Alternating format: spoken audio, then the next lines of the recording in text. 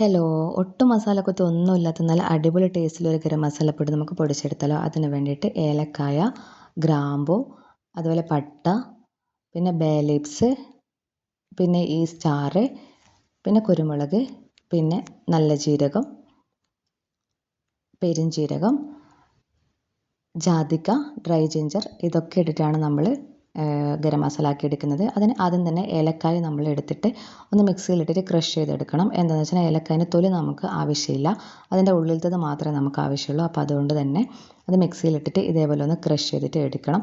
എന്നിട്ട് അതിൻ്റെ തൊലി ഇതേപോലെ നമ്മൾ ഒരു പാത്രത്തിലിട്ട് ഒരു പ്ലേറ്റിലിട്ടിട്ട് നമ്മൾ തൊലി കളഞ്ഞെടുക്കുക. തൊലി കളഞ്ഞെടുത്തിട്ട് നമ്മൾ ചൂടാക്കിയെല്ലാം കൂടെ ഒന്ന് ചൂടാക്കി എടുക്കണമല്ലോ. അപ്പം ഇതേപോലെ ഓരോന്നോരോന്നൊരു തൊലി കളഞ്ഞിട്ട് അതിൻ്റെ ഉള്ളിലത്തത് മാത്രം ആക്കിയെടുക്കുക. നമ്മളൊരു പാത്രം വെച്ചിട്ട് അതിൽ പട്ട, ഗ്രാമ്പു, അതുപോലെ ബേ ലീവ്സ്, കുരുമുളക്, ജാതിക്ക, ഡ്രൈ ജിഞ്ചർ, പിന്നെ നല്ല ജീരകം, പിന്നെ പെരുംജീരകം എല്ലാം കൂടി ഇട്ടിട്ട് നമ്മളിതൊന്ന് ചൂടാക്കി എടുക്കണം. പിന്നെ നമ്മൾ നേരത്തെ എടുത്ത് വെച്ച ഏലക്കായൻ്റെ ഉള്ളിലുള്ളതും കൂടെ ഇട്ടിട്ട് നമുക്കെല്ലാം കൂടെ ഒന്ന് ചൂടാക്കി എടുക്കണം. നല്ലോണം ചൂടാവുകയും വേണ്ട, തീരെ ചൂടാവാത്ത രീതിയിൽ ഒത്തൊരു രീതിയിൽ നമ്മളിത് ചൂടാക്കി എടുക്കണം. എന്താണെന്ന് വെച്ച് കഴിഞ്ഞാൽ നമ്മളിത് മിക്സിയിലിട്ടിട്ട് പൊടിക്കുന്നതാണല്ലോ. അപ്പം ചൂടാക്കി എടുത്ത് വെച്ചിട്ട് നമ്മളിതൊന്ന് തണിയാൻ വേണ്ടിയിട്ട് വെക്കണം.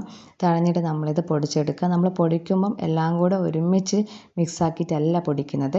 ആദ്യം നമ്മൾ ഈ പട്ട, അതേപോലെ ജാതിക്ക, പിന്നെ ഈ ഡ്രൈ ജിഞ്ചർ ഇതൊക്കെ കൂടി ആദ്യം ഇട്ടിട്ടൊന്ന് ക്രഷ് ചെയ്തെടുക്കുന്നുണ്ട്.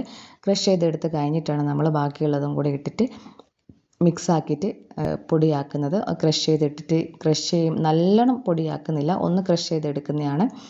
എന്നിട്ട് നമ്മൾ ബാക്കിയും കൂടെ ഇട്ടിട്ടാണ് പൊടിച്ചെടുക്കുന്നത്. ഇങ്ങനെ ആക്കി എടുത്തിട്ട് നമുക്ക് ബാക്കിയുള്ളതും കൂടെ അതിലിട്ട് കൊടുക്കുക.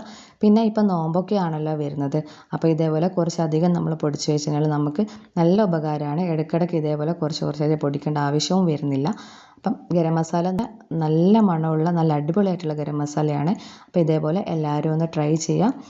അപ്പോൾ വീഡിയോ കണ്ടിട്ടില്ലെങ്കിൽ എല്ലാവരും ഒന്ന് ലൈക്ക് ചെയ്യുക, ഷെയർ ചെയ്യുക, കമൻറ്റ് ചെയ്യുക, സബ്സ്ക്രൈബ് ചെയ്യുക. അപ്പം ഓക്കെ, ബൈ, താങ്ക് യു.